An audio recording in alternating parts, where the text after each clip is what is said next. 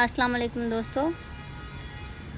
सिंधी में हिकिड़ो पहाको ॾींदा आहिनि न, जेको चुल्ह ते सो दिलि ते।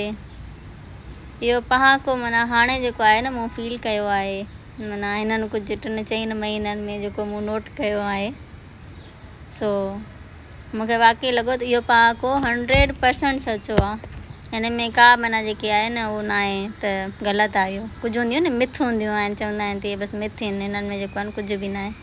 त इहे जेके पहाका हूंदा आहिनि न, इहे टोटली सचा हूंदा अथव ऐं वक़्तु अचण ते न तव्हां फील कंदव।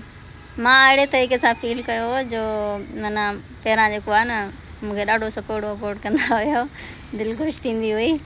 ऐं हाणे ओहिड़ो न आहे, स्क्रीन था लही वियमि माना। त हाणे ॾिसो पहाको सच साबित थियो न, जेको चुल्ह ते सो दिलि ते। ख़ैर, मां इहा ॻाल्हि पई चवां त न मां अक्सर स्टेटस रखंदी आहियां न किताबनि जो। कॾहिं किताब पढ़ी रही हूंदी आहियां त पंहिंजो स्टेटस रखंदी आहियां। फ़ौरन सां जेको आहे न माण्हू चवंदा आहिनि असांखे बि पढ़ायो, असांखे बि वंड कयो। माना हाणे 2-3 हाणे बि जेको आहे ईअं ई चयो हुयनि। सो असल में मां इहा ॻाल्हि चवणु पई चाहियां, महिरबानी करे माइंड न कजो। पहिरां मां बि अहिड़ी हूंदी हुयमि, पर हाणे अहिड़ी न आहियां, शुकुरु आहे। हूंदमि बि त थोरी हूंदमि। त महिरबानी करे तव्हां वेल एजुकेटेड आहियो, सुठा पढ़िया लिखिया आहियो ऐं इंट्रस्ट बि रखो था पढ़ण में। त हाणे उहो दौरु न रहियो आहे जो पट सट ते गुज़र कजे। महिरबानी करे पंहिंजा किताब परचेस कयो, पाण पढ़ो। भले तव्हां ॿियनि खे न ॾियो, मां बि हाणे न ॾींदी आहियां पंहिंजा किताब कंहिंखे बि, तव्हां बि न ॾींदा कयो। पर इहो आहे जो पढ़ो तव्हां जेको आहे न पंहिंजा वठी ऐं पाण वटि संभाले रखो। ऐं हा, अगरि कंहिं ते एतबार अथव उहो तव्हांखे वापसि ॾींदो त पोइ ज़रूरु जेको आहे न तव्हां भले उनखे ॾियो। बाक़ी ईअं न ॾियो त जेको बसि खणी ऐं गुम थी वञे ऐं पढ़े बि न, पोइ ॾाढो ॾुखु थींदो आहे।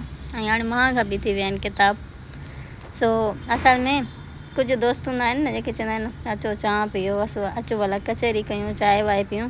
त मां उन्हनि जे लाइ स्पेशली इहे मैसेज बि उन्हनि जे लाइ आहे। त महिरबानी करे इहा चांहि असांखे न पीआरियो। इहो जेको तव्हां कमेंट कंदा आहियो न त असांखे बि किताब पढ़ायो, उन्हनि चांहि वारे पैसनि मां तव्हां किताब वठी पढ़ो। सही आहे न? इहो भलो तरीक़ो आहे न? बग़ैर कंहिं भला छोकिरियुनि खे चांहि पीआरण मां तव्हांखे छा मिलंदो? 1500 2000 कॾहिं किथे हेॾियूं महांगियूं आहिनि चांहियूं बि होटलनि जूं। त तव्हां ईअं कयो, उन्हनि पैसा मां ऐं एॾियूं महांगियूं सची शॉपिंगूं कंदा आहिनि हेॾां होॾां, त ऐं होटलिंग कंदा आहिनि। ऐं हीअ वरी 400-500 जो किताब वरी चवंदा आहिनि त असां ग़रीब हूं, असां नथा वठी सघूं, असांखे तव्हां ॾियो।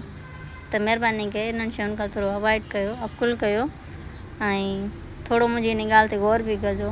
हाणे कावड़ लॻेव थी त भले लॻेव, भले वापसी में मूंखे तव्हां चवंदव त सही, मूंखे इहा बि ख़बर आहे त तव्हां चवंदव त पंहिंजो वक़्तु विसरी वई।